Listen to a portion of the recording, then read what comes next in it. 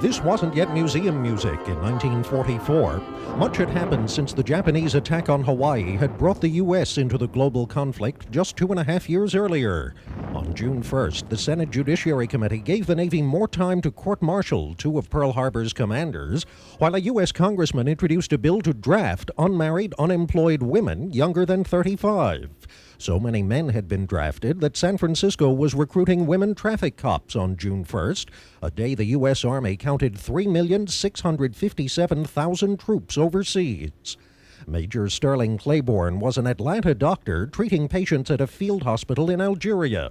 In his journal that day, he wrote that it's difficult not to have fanciful or hopeful thoughts of the end of the conflict, but the pessimists are winning the money right now.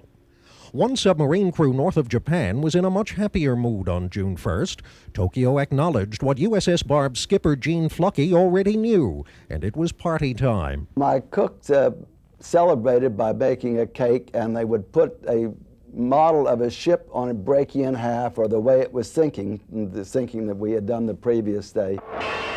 On June 1st, 1944, the Dow Jones Industrial Average was at 142.25. Across the bridge in Brooklyn, hundreds of people needed medical help when a truck accident sent chlorine gas through the air vents of a subway station.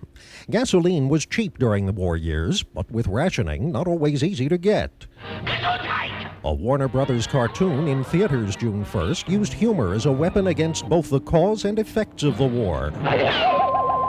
On other screens, the Gestapo does not entirely trust you, gentlemen of the Garde-Mobile. You are Frenchmen. This fictional look at German-occupied France featured Errol Flynn as a criminal with a conscience. What is your name?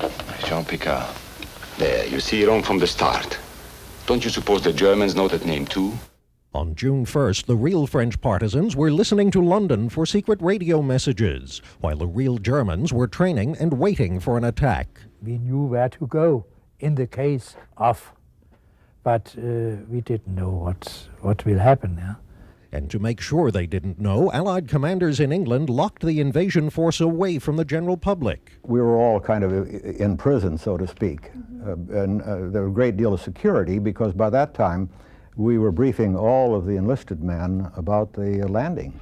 Secret orders for the landing craft called June 1st L-Day. A New York Times editorial called it the beginning of the season that must bring a climax to what it called this greatest of all human conflicts, the great invasion of the European continent from the West.